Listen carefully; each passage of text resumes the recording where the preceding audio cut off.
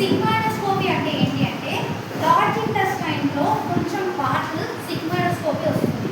సిగ్మాయిడోకోలాన్ అంటాం. ఈ సిగ్మాయిడోని మనం విజువలైజ్ చేస్తే సిగ్మాయిడోస్కోపీ అంటే ఇది కూడా one of the large intestine part. ఇప్పుడు వరకు మనం చూస్తే స్మాల్ ఇంటెస్టైన్ పార్ట్స్ కదా.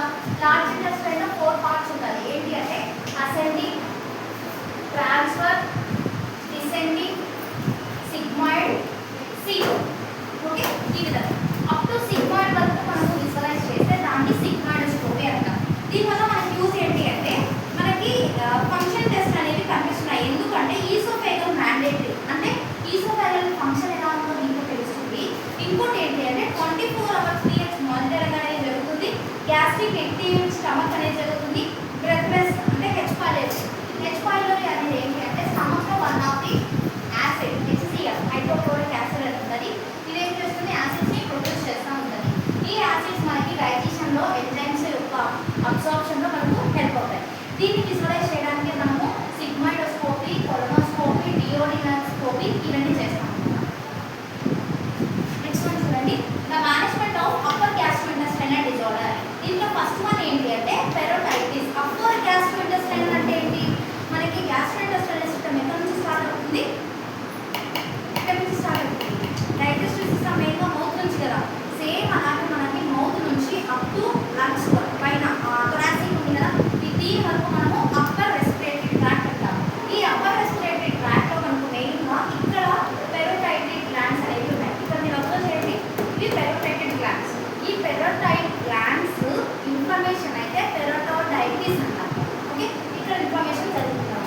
దీంట్లో మెయిన్గా acute bacterial parotitis and chronic 2 types ఉంటాయి. అక్యూట్ అంటే బిలో 6 monthsలో వచ్చేది, బిలో 6 monthsలోనే క్యూర్ అయిపోతుంది. క్రానిక్ అంటే ప్రొలాంగ్డ్ లైఫ్లో మనకి కంటిన్యూ అవుతుంది అనమాట. ఓకే, దీన్ని క్రానిక్ అంటాం.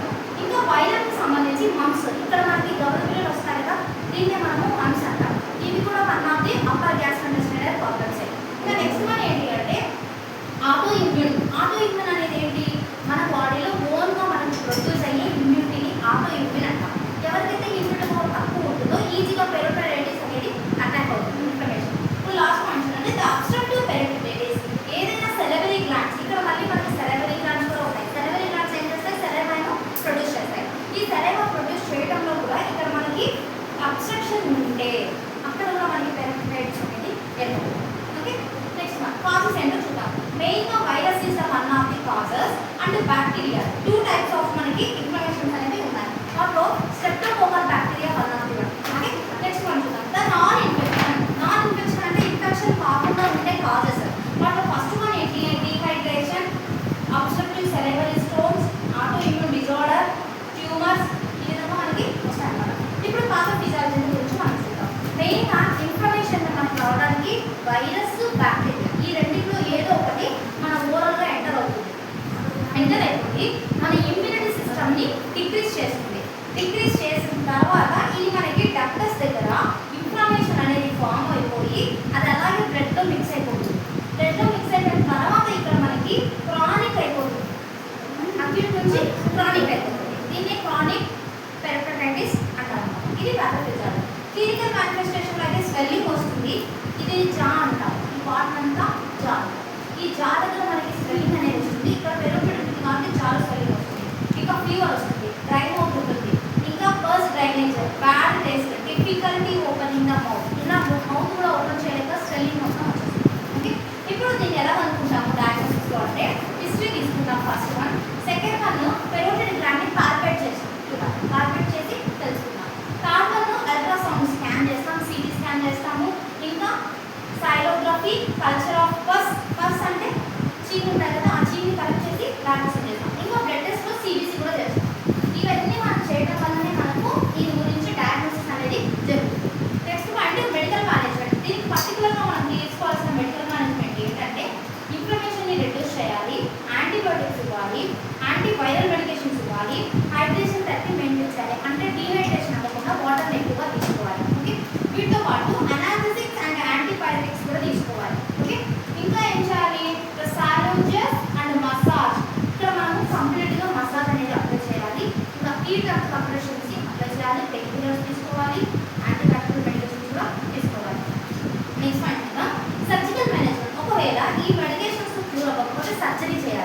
సర్జరీలో మనం ఏం చేస్తాము అంటే ఇన్సిషన్ అండ్ డ్రైనేజ్, అంటే ఇక్కడ ఒక నీడిల్ ఫిక్స్ చేసి అందులో ఉన్న పస్ని బయటకు తీసేస్తే అది ఇన్సిషన్ అండ్ డ్రైనేజ్ అవుతుంది.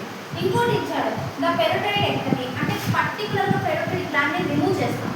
ఎక్టమీ అంటే రిమూవ్ కదా, పెరోటైడ్ గ్లాండ్ని రిమూవ్ చేస్తాం.